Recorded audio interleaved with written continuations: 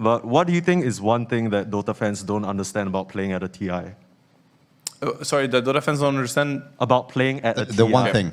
The one thing. You have something that comes to mind?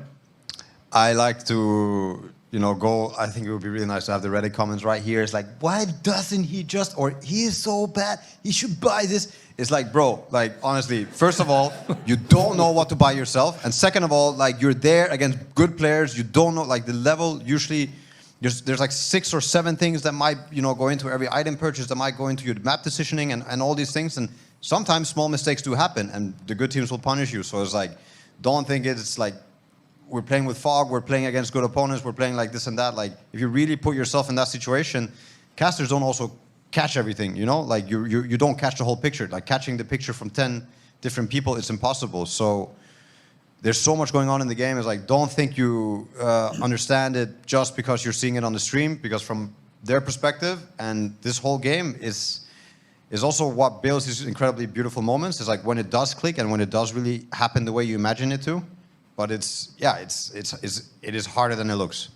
I'd also, if I can just add to that quickly, I would say that that's one of the biggest strengths and weaknesses about playing a game that has Fog of War, is that it makes some of the really cool moments happen because the information is like the most powerful resource in Dota, is to know things. Yeah. But it's really hard to communicate that correctly to the audience because you see both teams fog at the same time. Yeah. So a lot of the time when the audience is like, what's he doing there? Like, you're so out of position. It's like, yeah, no shit, you see the other 5 heroes. Like, he doesn't know where they are. And that's what's actually the most impressive almost when you do appreciate it, is that how well the players act on instinct when they don't have vision.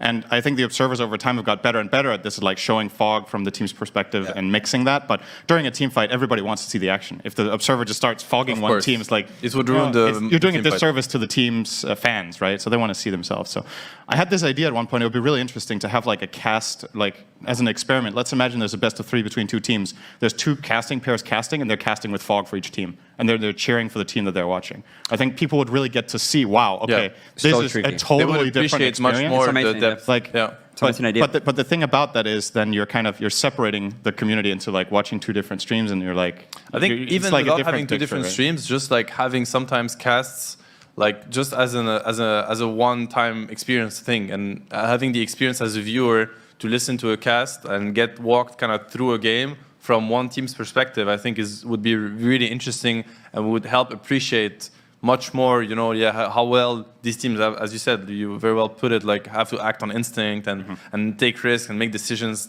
in which they can't really control the outcome.